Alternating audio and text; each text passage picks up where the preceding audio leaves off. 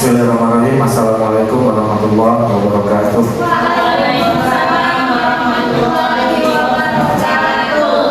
Pertama-tama marilah kita panjatkan puji syukur kepada Allah Subhanahu wa taala atas segala nikmatnya sehingga pada pagi hari ini kita dapat berkumpul dalam acara yaitu mendengarkan desensitisasi budaya positif yang insya Allah nanti akan disampaikan oleh saya, Mr. Ali dan Sarah. Pertama-tama di sini saya khususnya dan Sarah tidak bermaksud untuk mengajarkan karena kita di sini sama-sama guru, tidak menggurui. Kita di sini desensitisasi itu kalau kita lihat slide yang pertama ya, desensitisasi itu ada yang tahu nggak, ibu-ibu? Untuk desensitisasi itu merupakan pernyataan atau beberapa macam pengetahuan untuk bisa disebarluaskan atau disebut juga presentasi ilmiah, itu ya, budaya positif. Kita mulai saja, Bapak Ibu. Yang pertama yaitu ada konsep inti budaya positif. Yang pertama yaitu perubahan paradigma belajar. Yang kedua, disiplin positif. Kemudian ada nilai-nilai kebajikan, keyakinan, kebutuhan dasar manusia, motivasi perilaku manusia, posisi kontrol, dan segitiga restitusi. Nah, kita akan jabarkan satu persatu ya. Untuk yang pertama yaitu pembelajaran dengan paradigma baru. Kita sekarang sudah kurikulum merdeka, semuanya mengacu pada kebutuhan murid. Kita mempunyai profil pelajar Pancasila. Yang pertama yaitu bertakwa pada Tuhan Yang Maha Esa dan berakhlak mulia. Itu yang pertama. Kemudian yang kedua berkebinekaan global. Kemudian gotong royong, mandiri, kreatif, dan bernalargenis. Kemudian pembelajaran dengan paradigma baru merupakan pembelajaran yang dirancang berdasarkan kebutuhan dan perkembangan siswa sesuai profil pelajar Pancasila. Oke. Nah, di sini paradigma stimulus respon dan pendekatan teori kontrol. Yang pertama yaitu stimulus respon, ya, ini realitasnya kebutuhan kita sama semuanya. Teori kontrolnya realitasnya kebutuhan kita berbeda ya. Semua orang melihat hal yang sama, setiap orang memiliki gambaran yang berbeda.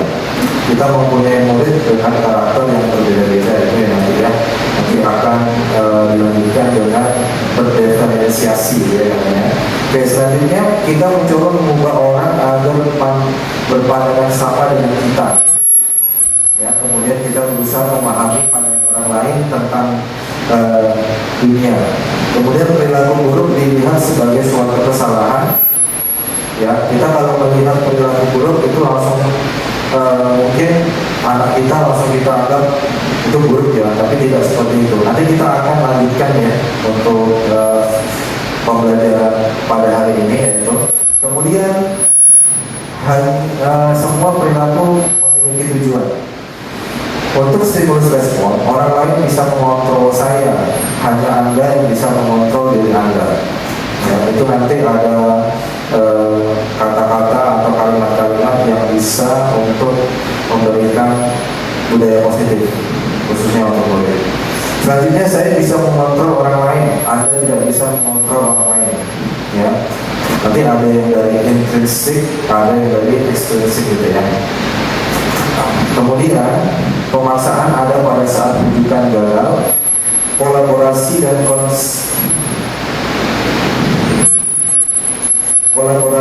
konsensus menciptakan pilihan-pilihan baru, model. Kemudian yang terakhir model berpikir menang atau kalah, model berpikir menang atau menang seperti itu ya.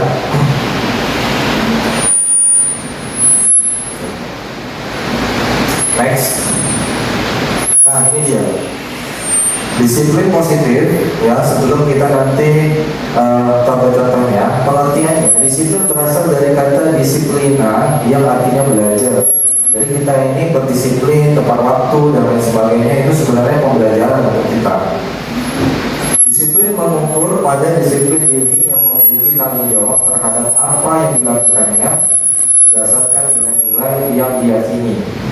Ya, disiplin positif merupakan salah satu cara penerapan disiplin yang bertujuan untuk menumbuhkan kesadaran, yaitu pada diri kita, kesadaran paling penting, serta memperdayakan murid tanpa imbalan, penghargaan dan hukuman sebagai pendidikan. Tujuan kita menumbuhkan murid yang memiliki disiplin diri sehingga mereka berperilaku mengacu pada nilai-nilai kebajikan universal secara umum dan memiliki motivasi intrinsik tadi yang saya katakan dan perubahan perilaku ke arah yang lebih baik. Jadi di sini untuk disiplin positif ini ya itu sebenarnya timbul atas kesadaran, ya bukan imbalan. Ya, jadi nanti ada contoh-contohnya ya seperti apa.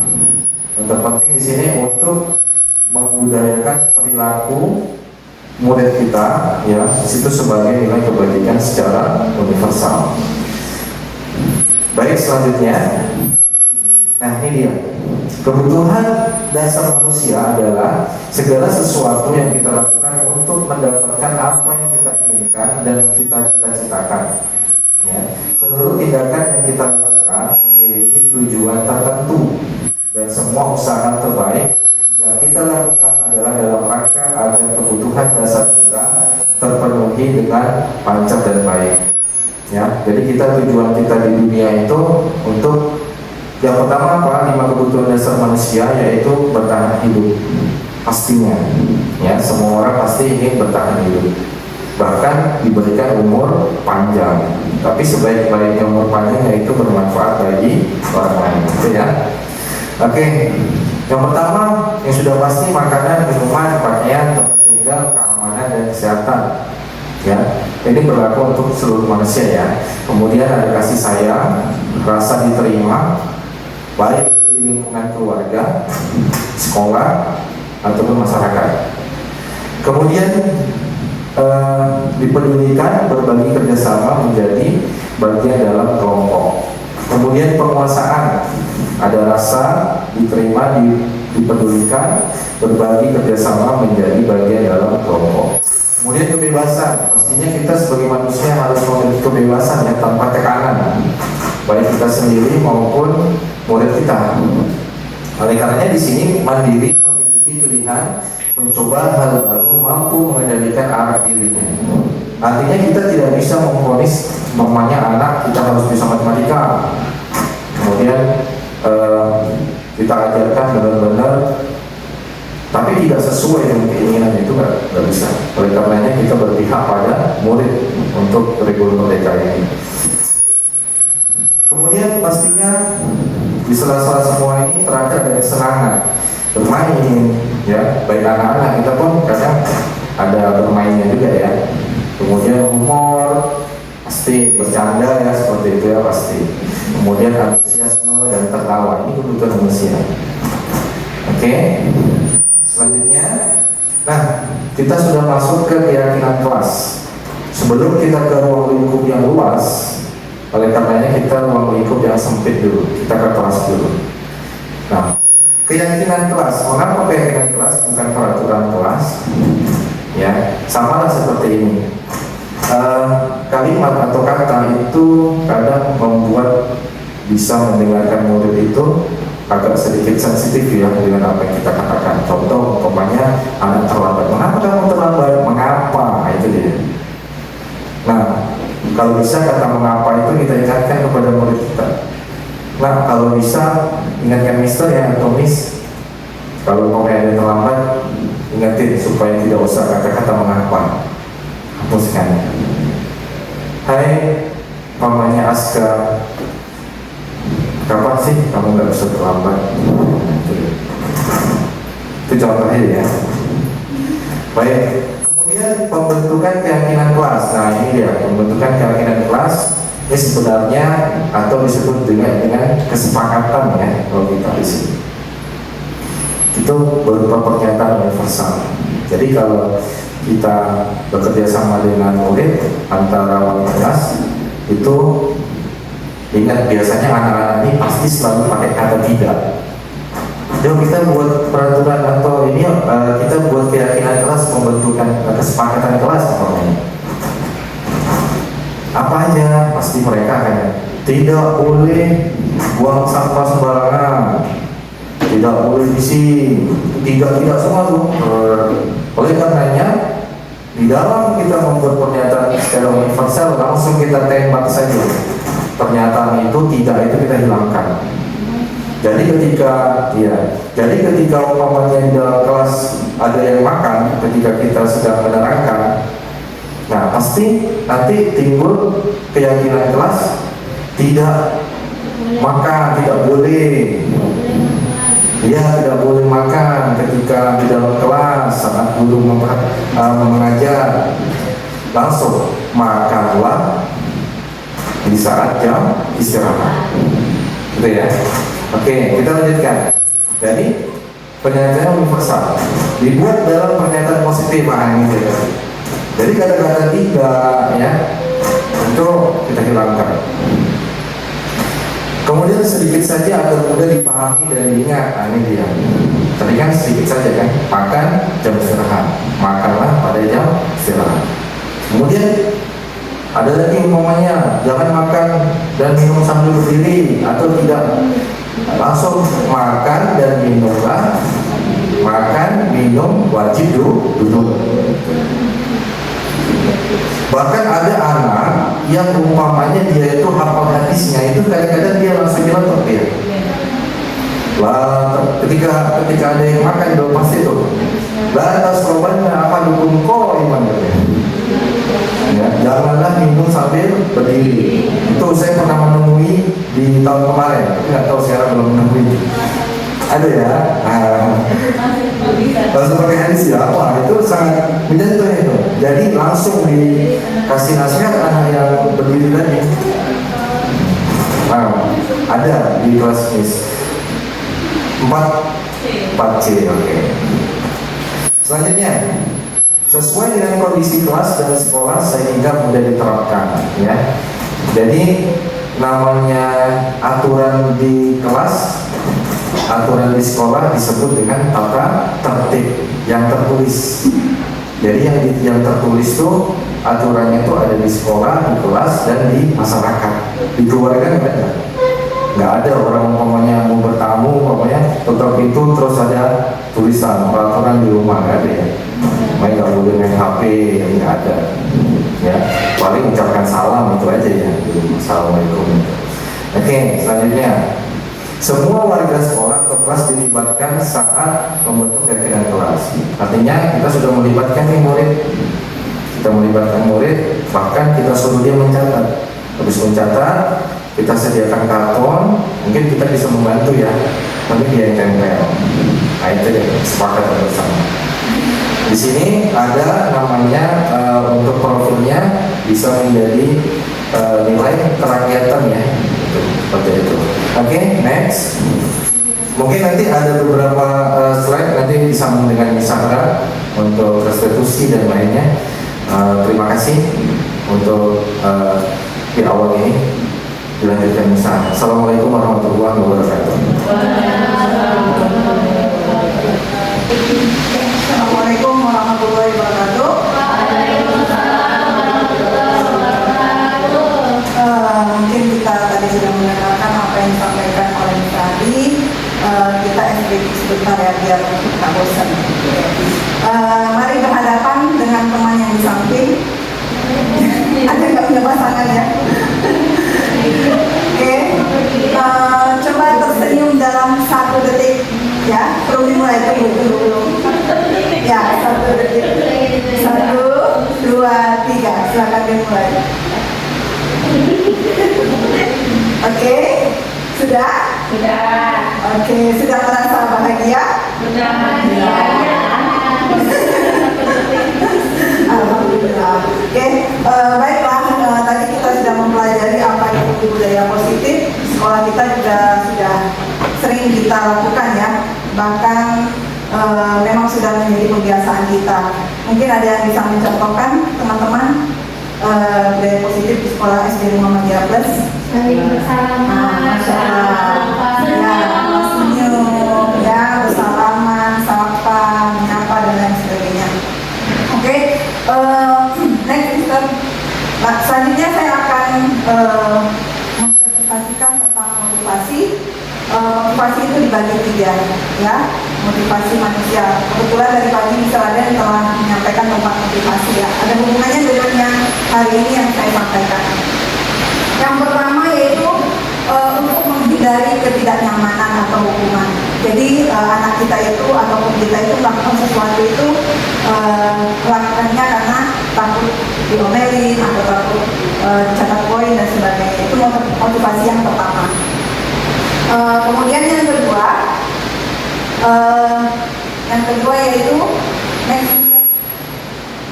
yang kedua untuk mendapatkan imbalan atau penghargaan dari orang lain. Misalnya saya harus datang pagi nih, karena kalau misalnya saya datang pagi saya mendapatkan mungkin sertifikat atau reward dan sebagainya. Nah, ketika dia tidak mendapatkan sertifikat atau reward dan sebagainya, maka dia tidak mau lagi datang pagi. Berarti itu termasuk motivasi yang kedua, yaitu berupa imbalan atau ingin mendapatkan penghargaan dari orang lain. Itu motivasi yang kedua. Kemudian yang ketiga yaitu motivasi yaitu melakukan apa yang mereka yakini, melakukan mereka inginkan dan menghargai diri sendiri dengan nilai yang mereka percaya. Jadi orang dengan motivasi ini akan bertanya, akan menjadi orang yang seperti apa apabila saya melakukannya. Mereka melakukan sesuatu karena nilai-nilai yang mereka yakini dan mereka hargai, kemudian menjadi orang-orang yang nilai-nilainya yang mereka yakini.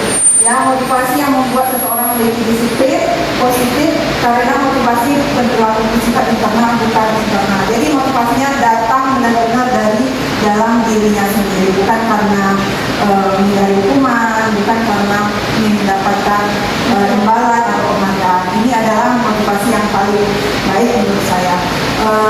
Next, Mister. Mungkin teman-teman hatinya sudah bisa menentukan saya ini dimotivasi yang nomor berapa. Saya kira teman-teman semuanya sudah dimotivasi yang nomor 3, ya. Itu luar biasa. Oke, berikutnya ini ada 5 posisi kontrol kita sebagai seorang guru. Bisa dilihat apa saja dan bisa direnungkan kira-kira saya ini berada di posisi mana.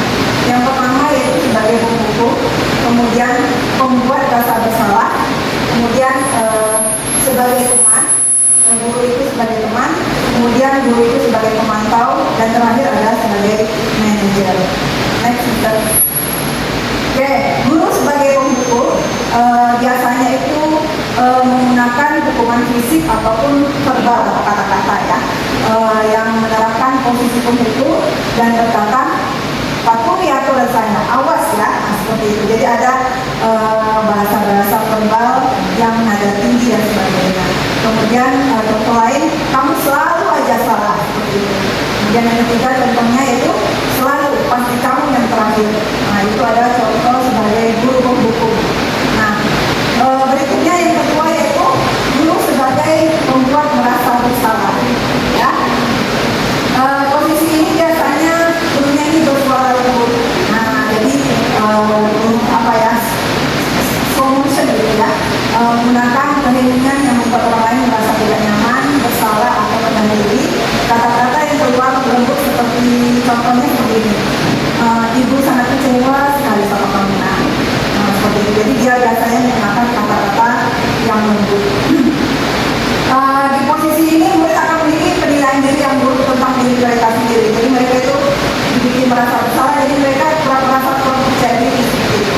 Nah, merasa tidak berharga dan telah mengecewakan orang-orang yang biasanya misalnya gurunya ataupun orang tuanya. Next, Mister. Berikutnya adalah guru sebagai teman. Nah, mungkin kita juga pernah merasakan, kan, bahwa kita juga pernah menjadi guru di posisi sebagai teman, yaitu pada posisi ini tidak menyakiti murid, namun tetap berupaya mengontrol murid melalui persuasi dan biasanya contohnya berkata seperti ini, ayo bantulah Bapak, nah, ayo ingat, coba kamu ingat bantuan Bapak selama ini, gimana perasaan orang tua kamu kalau kamu nggak berikan ini. Jadi apa namanya, yaitu sebagai teman seperti itu, ya. Jadi hal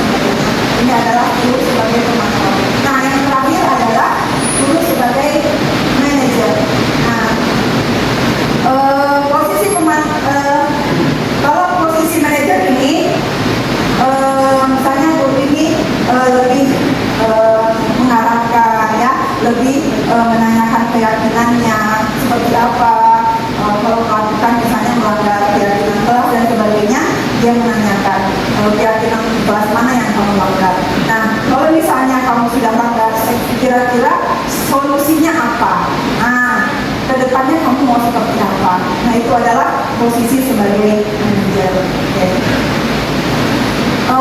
Jadi di sini ada ada sedikit video ya, mungkin teman-teman bisa menonton. Kita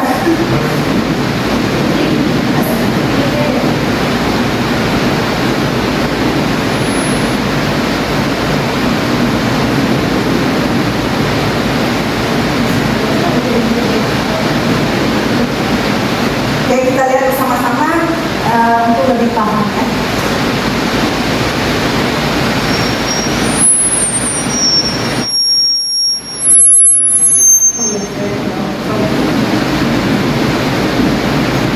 Bisa diputar ya?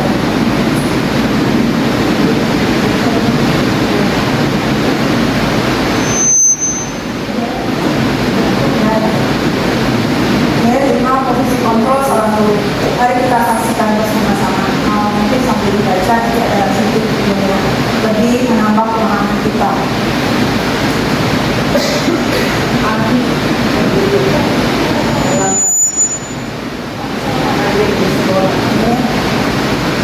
Ini ada sebuah kasus ya, kasus. Jadi nanti akan ada di dalam video. Adi yang terlambat kali ke sekolah, ya, yang mana posisinya seorang guru itu sebagai manajer untuk menyelesaikan masalah yang dia hadapi. Dan itu bisa dipercepat misalnya. Oke ya, ini kasus yang pertama ya.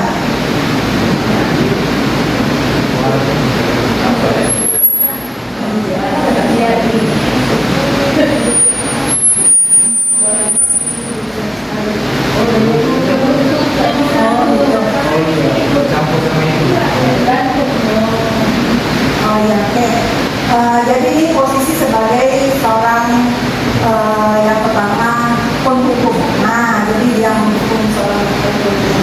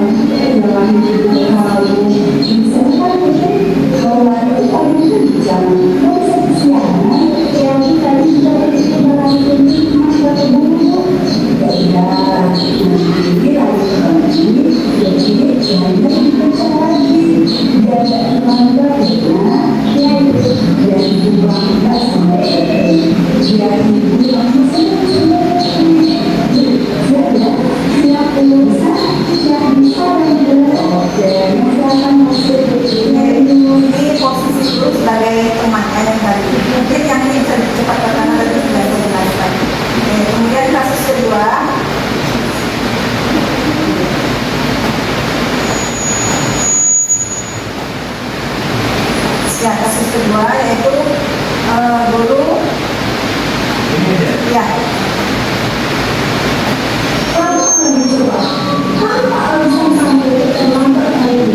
Nah, bisa dilihat kan?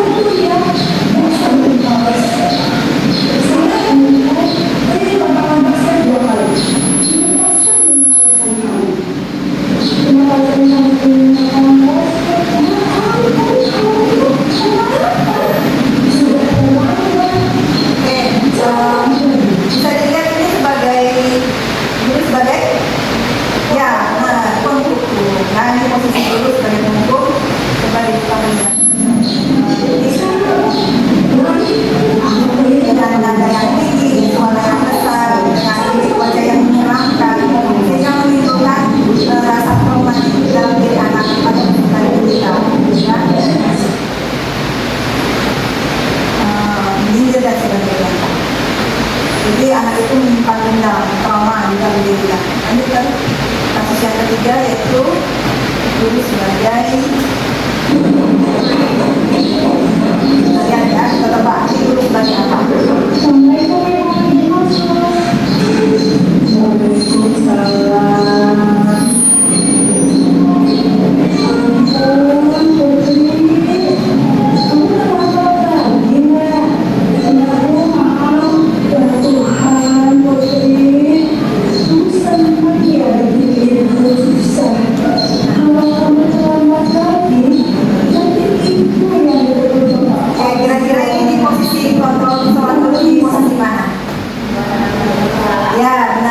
sebagai pembuat dasar bersalah. Dari penjelasannya supaya kami begitu bersama kepala sekolah tanpa dibutuh absen kami kebal jangan tidak kuat Oke, jadi kasus ketiga ini benar yang disampaikan oleh Mister semua bahwa sebagai pembuat dasar bersalah. Jadi gurunya itu berbicara dengan tenang, lembut, kemudian murid merasa menjadi orang yang gagal. Ya. Nah, ini kasus yang keempat.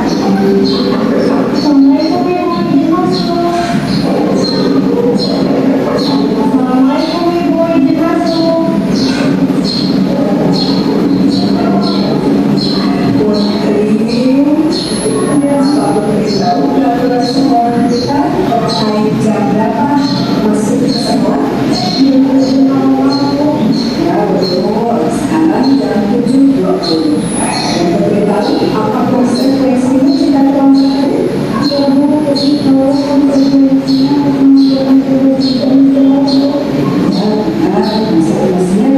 jika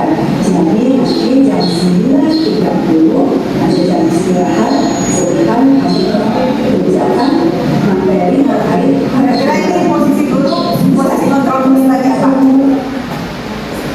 Teman, ada yang lain? Sebagai penakal.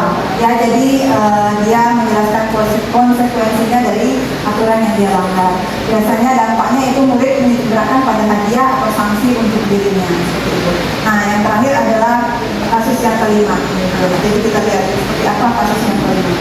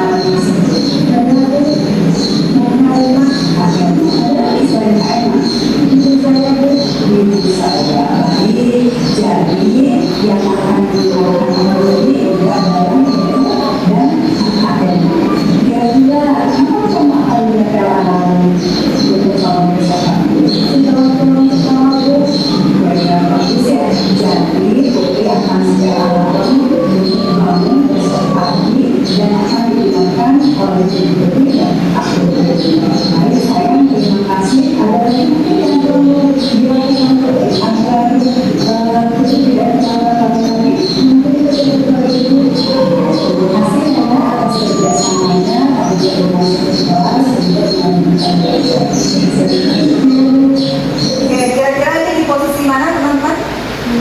Ya, manajer. Jadi posisi manajer ini yaitu guru akan dengan tulus memberikan pertanyaan-pertanyaan yang bermakna, kemudian membuat murid dapat belajar dari kesalahan serta mencari solusi dari kesalahan yang dia buat. Jadi dampak positifnya yaitu murid menjadi mandiri dan bertanggung jawab. Jadi ini betul-betul motivasi muncul dari dalam diri peserta didik kita, bukan karena yang lainnya. Selanjutnya, oke, dari posisi 5 kontrol seorang guru itu, menurut Bapak Mister ini, posisi mana yang paling baik?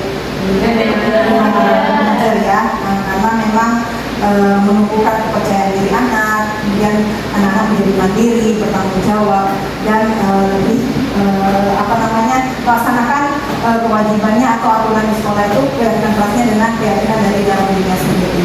Oke, lanjut Mister. Oke, yang terakhir yaitu segitiga restitusi. Nah, diskusi ini ada 3 proses. Yang pertama menstabilkan identitas. Nah, kemudian di dalam menstabilkan identitas ini guru itu menyapa siswanya dengan ramah, kemudian dengan wajah tersenyum dan sebagainya. Kemudian dari orang yang gagal karena melakukan kesalahan menjadi orang yang sukses atau berhasil. Jadi menstabilkan identitas itu contohnya misalnya gini, misalnya anak tersebut terlambat, ya. Terlambat. Kenapa terlambat? Ditanya, kenapa kamu datang Miss panggil kemarin ke kantor seperti itu? Kemudian dia menceritakan dengan sejujurnya seperti itu. Dia menceritakan kalau dia terlambat mungkin karena dia bermain game atau menonton TV kelamaan dan sebagainya. Jadi guru itu membantu menstabilkan identitasnya. Jadi tidak merasa takut dan sebagainya. Oke, yang kedua validasi tindakan yang salah. Nah, ini dilakukan untuk memenuhi kebutuhan dasar anak agar mengetahui apa yang mendasari sebuah tindakan sehingga dapat menemukan solusinya. Misalnya contohnya di kelas itu dia suka meminta makanan teman. Nah, jadi ditanyakan, benar nggak tindakan yang kamu lakukan, nak? Salah. Mungkin dia menjawab, ya Miss, saya salah. Saya minta makanan teman. Nah, kira-kira kebutuhan apa yang kamu penuhi ketika kamu meminta makanan teman? Kebutuhan untuk bertahan hidup, pengen makanan yang enak dan sebagainya gitu. Ya. Kemudian yang ketiga menanyakan keyakinan. Kalau menanyakan keyakinan itu seperti yang video yang kita lihat tadi, bahwa keyakinan yang sudah kita buat bersama dengan kalimat-kalimat yang positif yang sudah dijelaskan Mr. Adi tadi, kita kembalikan sama dia. Kira-kira keyakinan kelas mana yang kamu langgar? Kalau misalnya dia datang terlambat, maka yang dia langgar itu adalah kedisiplinan kelas. Nah, jadi kemudian kita tanyakan, kedepannya kamu mau seperti apa? Solusinya supaya kamu menjadi lebih baik lagi seperti apa? Mungkin dia akan berbicara, kalau saya kedepannya saya tidak mau terlambat lagi nih, saya akan insya Allah akan bangun lebih pagi. Jadi keyakinan yang mereka buat sendiri itu mereka diingatkan kembali, kemudian mereka dengan sepenuh jiwanya dan motivasi dalam dirinya untuk melaksanakan keyakinan supaya tidak terlambat lagi. Nah, seperti itu. Mungkin ada yang mau ditanyakan atau teman-teman bisa sharing atau kita bisa bertukar pendapat. Kalau mau nonton video tentang video restitusi tidak ada. Kalau misalnya mau, saya bisa putarkan. Iya, betul. Dan sebelahnya.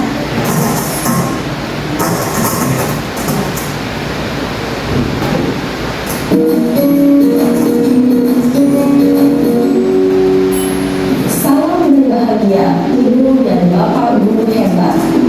Pada video kali ini kita akan membahas tentang salah satu program disiplin positif yang diterapkan di lingkungan sekolah yang dikenal dengan nama restitusi.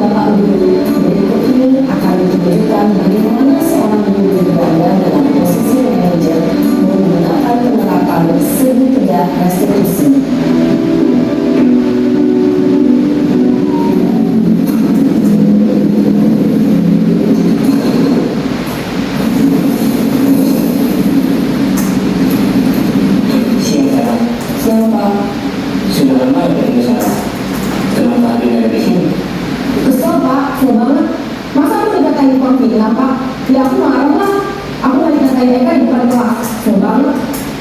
Oh begitu, ya pasti kamu marah dan kesal.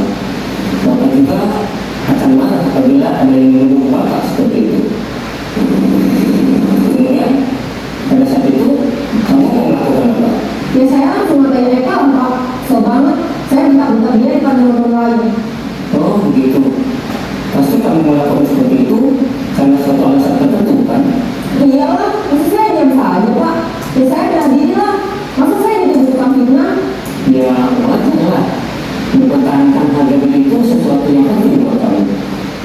Untung kamu tidak memiliki gagal lagi, hanya membentak-bentak. Iya Pak. Untung saya masih bersabar dan hanya membentak saja. Sudah lama sekali hal, saya pasti bela diri lah. Ya pasti ya, tapi kamu memilih untuk tetap bertahan dan bersabar. Kamu memilih untuk tidak berbuat lebih parah lagi ya? Iya. Nah, sekarang coba kita lihat lagi tindakan kamu yang mengenai Eka di kelas. Tindakan kamu itu kira-kira sesuai dengan keyakinan kelas atau prinsip kamu tidak? Enggak lah Pak. Capek Pak jadi pengarah. Jadi keyakinan atau prinsip mana yang kurang sesuai dengan keinginan kamu? Ya, saya sebenarnya sangat menghargai orang lain. Mungkin saat itu saya menjadi emosi, jadi tidak menunjukkan sikap itu. Kamu yakin tidak? Menghargai orang lain itu penting bagi kamu. Yakin lah Pak. Iya, penting. Kita harus tahu yang terbaik. Namun, ada juga keyakinan yang bersifat hati yang perlu kita jalankan. Jadi kita sedang malu ya. Ya, saya bisa lebih aktif, mulai dengan diri sendiri. Saya bisa jadi lebih sabar, mengambil kebijakan untuk berpikir mau apa selanjutnya. Kira-kira kamu bersedia memperbaiki masalah ini tidak? Bersedia Pak. Kalau kamu yang memperbaiki masalah ini, kamu akan menjadi orang seperti apa? Saya akan menjadi orang yang bertanggung jawab kali ya Pak. Dan senantiasa proaktif. Iya, menurut kamu, bagaimana rasanya menjadi orang seperti itu? Ya nyaman lah, bangga bisa bersabar dan menghargai. Baiklah kalau begitu. Yuk kita pikirkan bagaimana memperbaiki masalah ini.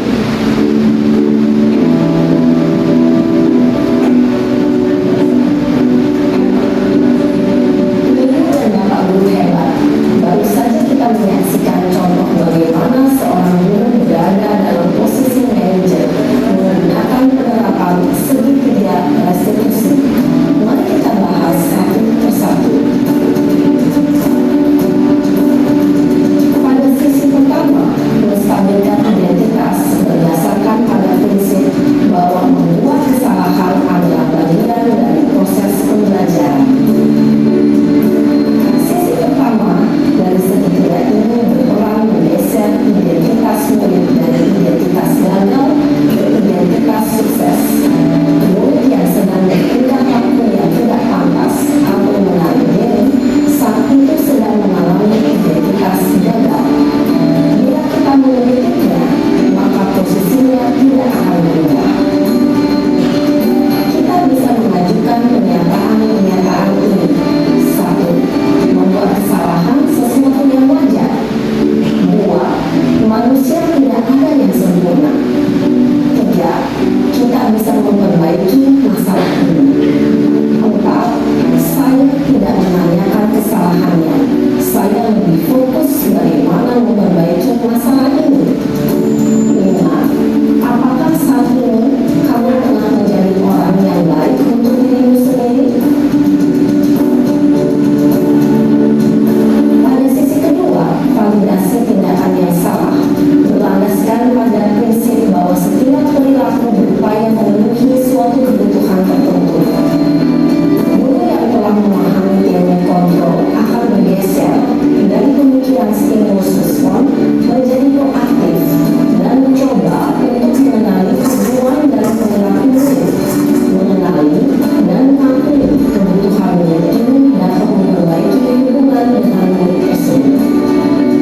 Pernyataan atau pertanyaan bisa disampaikan dengan nada suara tidak menghakimi atau memojokkan, sehingga dapat mengembalikan murid pada posisi positif. 1. Kamu bisa saja bertindak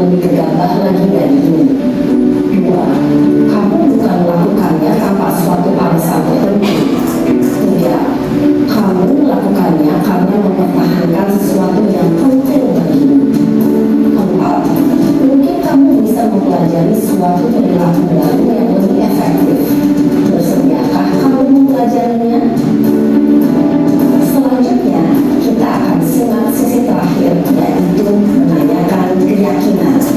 Teori kontrol menyatakan bahwa pada dasarnya kita termotivasi secara intensif. Pada saat perilaku yang salah telah divalidasi dan identitas sukses telah stabil, maka murid telah siap mengalihkan keyakinan-keyakinannya dengan tindakannya yang salah, dan pemikirannya telah bergeser kini menjadi orang yang dituju. Pertanyaan-pertanyaan ini dapat mengalihkan keyakinan-keyakinan yang dianut murid. 1. Sebagai keluarga atau kelas, apa yang kita yakini? 2. Nilai-nilai apa yang telah kita sepakati? 3. Seperti apa gambaran sebuah kelas yang ideal bagi kamu? 4. Kamu ingin menjadi orang seperti apa?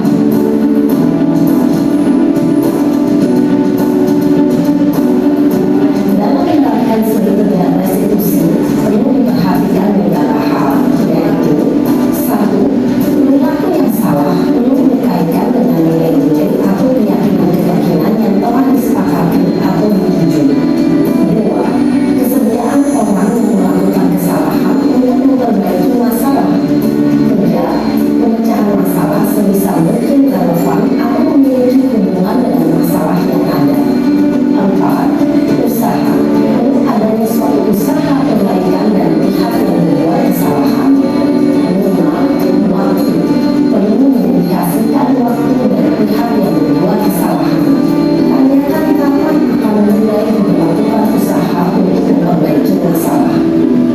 Dengan memahami struktur penerapan segitiga restitusi, diharapkan guru dapat menerapkan posisinya sebagai manajer dengan mengajukan pertanyaan-pertanyaan bermakna yang dapat membuat murid menjadi lebih percaya diri, bertanggung jawab, dan mandiri.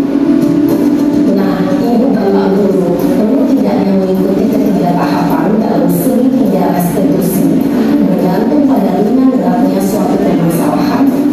Misalnya, bila permasalahan tersebut ringan, maka tidak perlu dijalankan secara berurutan.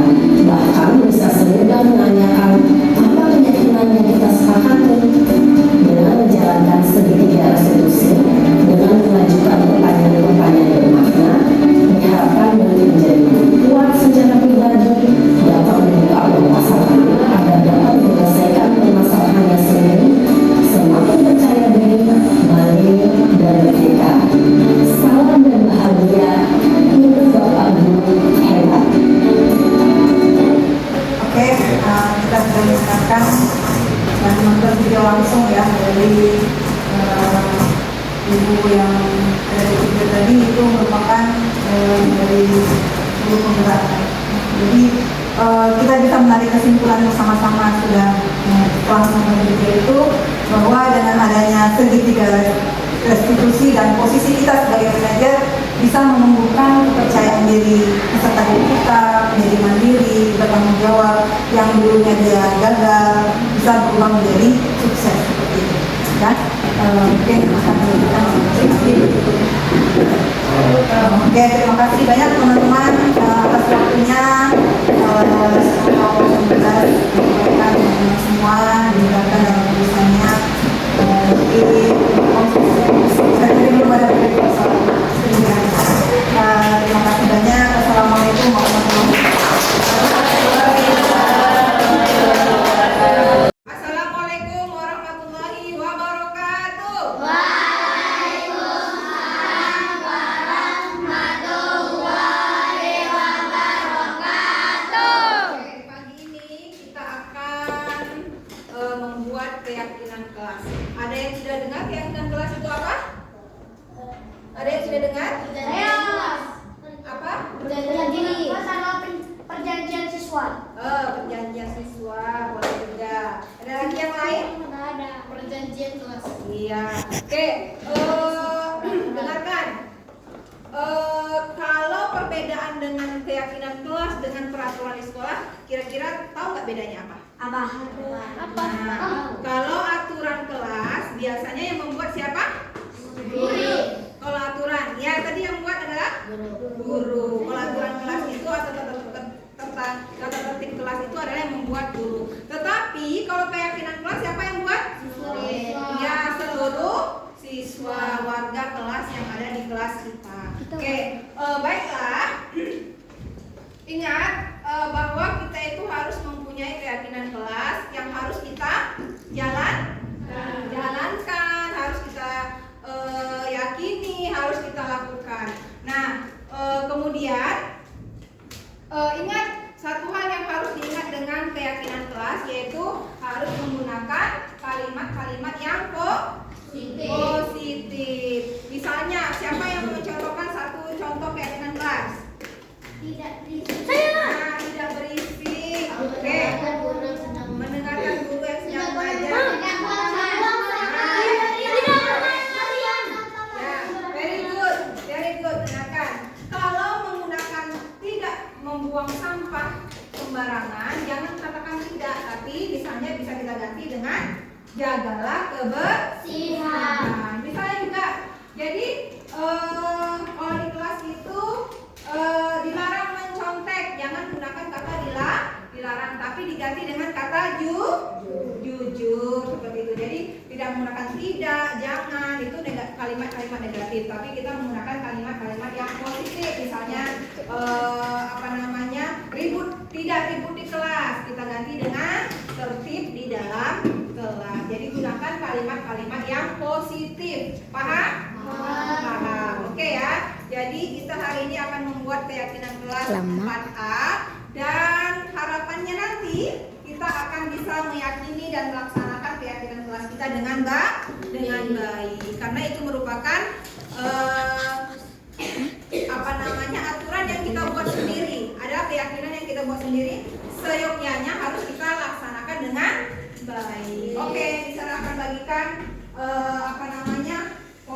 posit ya, satu orang satu. Nanti silakan ditempelkan di depan. Ingat, penulis harus menggunakan kalimat-kalimat yang positif. Jangan menggunakan kata tidak, dilarang, tapi gunakanlah kata-kata yang baik. Misalnya jaga kebersihan, jujur, tertib di kelas, dan sebagainya. Oke, apa nak? Boleh. Gunakan tulis namanya di atas. Gunakan satu saja, nggak usah terlalu banyak ya. Satu saja. Kalau misalnya sama gitu, Satu aja keyakinan kelas. ya kalau misalnya sama gimana? Boleh, kalau sama nanti kita pilih salah satu ya.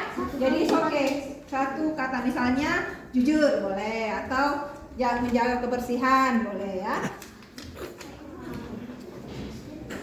Satu orang satu aturan yang kamu bikin, keyakinan kelasnya satu saja. Nah, misalnya mendengarkan guru, menghormati guru dan sebagainya ya. Siap. Ya, thank you. Oke, tulis namanya di atas saya. Yang tempel di bagian belakang ya. Video baru boleh. Oke.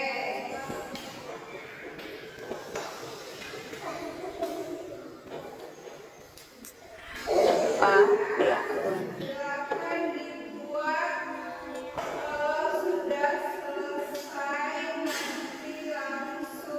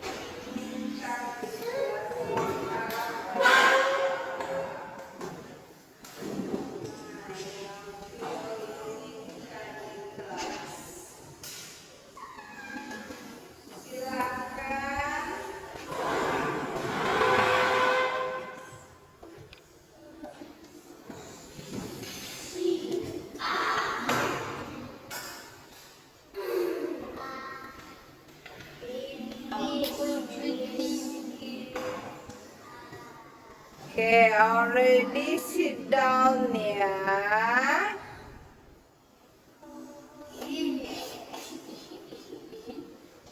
Oke, boleh ke bawah lagi sedikit.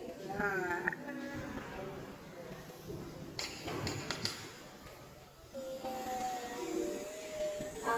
Kamu makin tinggi.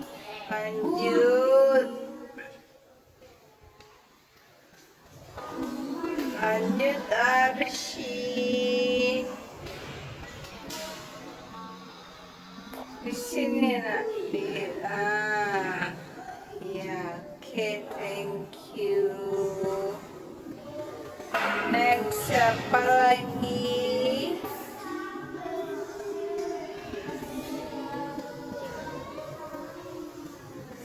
Oke.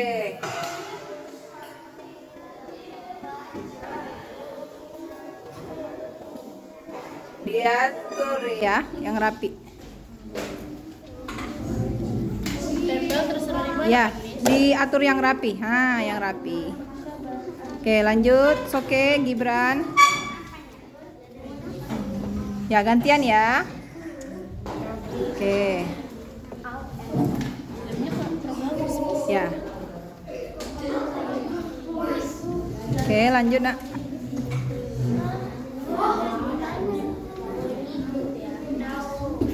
Oke, teratur ya, Mbak.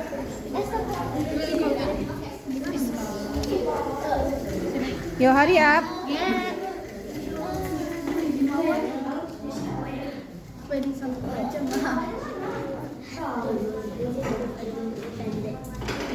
Katanya labnya nggak bagus kan? Ya. Saya paling dikit aja ya, Mi. Ya, boleh. Malah kamera tutupan namanya. Lensa saya terlalu tebal. Oke, sudah nak. Nah,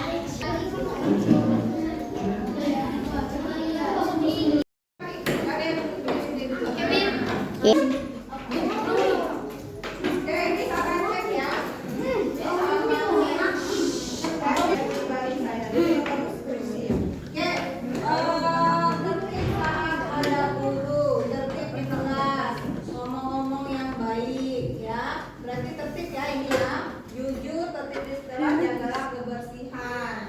Oke, kemudian membuang sampah pada tempatnya, kemudian jujur dalam melakukan ujian, jujur ya, tertib di kelas, mendengarkan Miss berbicara ya, jujur menghormati guru, tertib di kelas ya, berarti semuanya hampir tertib. Keyakinan kelas bersih, membuang sampah pada tempatnya ini ya. Oke, sama ya dengan membuang sampah dengan menjaga kebersihan. Di kelas tidak berkata-kata kasar ya, termasuk dalam tertib di kelas. Oke, kemudian berkata jujur, tidak berisik. Nah, ini masih menggunakan kata negatif, kita ganti ya, berarti tertib di kelas. Buang sampah pada tempatnya, piket kelas. Kamar mandi pakai sendal. Selalu menghormati guru, piket sesuai kata baik, menjaga kebersihan. Ya, tertib di kelas jika ada guru. Ya. Oke. Jadi Miss Sarah sudah menemukan ada berapa ini? Ya. Nah, lagi Bilal.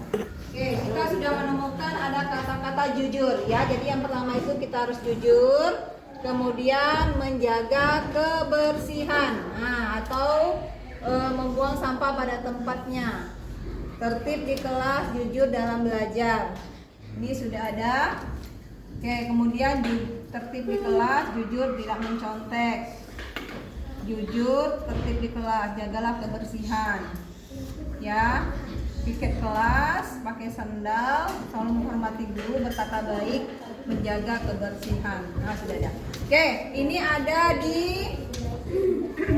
ada 1, 2, 3, 4, 5, 6, 7, 8, 9, 10. Bisa Sarah bacakan ya. Yang pertama, membuang sampah pada tempatnya ya. Itu adalah keyakinan kelas yang sudah kita sepakati. Kalau yang ini hampir sama isinya ya. Jadi Miss ambil 1 poin saja. Nah, yang kedua, Jujur dalam ujian. Nah, bagus ya, jujur dalam ujian. Kemudian menghormati guru. Kemudian, oh ini sama menjaga kebersihan. Kemudian tertib di kelas, berkata jujur, piket kelas. Nah, jadi keyakinan kelas kita itu kita harus piket. Kemudian kalau ke kamar mandi menggunakan sendal, ya. Kemudian selalu menghormati guru dan berkata-kata yang baik.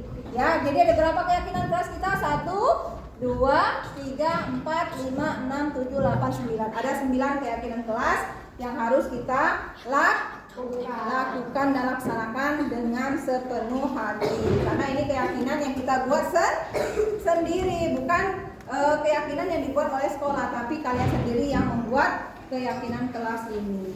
Ya, sampai di sini paham? Paham? Oke, gimana perasaannya setelah membuat keyakinan kelas? Senang. Ya, Belajar. kenapa senang? Karena Ya, benar. Ali bisa membuat aturan sendiri. Ya, bagus ya Ali. Ada lagi? Alasan yang kenapa lain? pula muni? Nah, Alfi? Kenapa pula muni?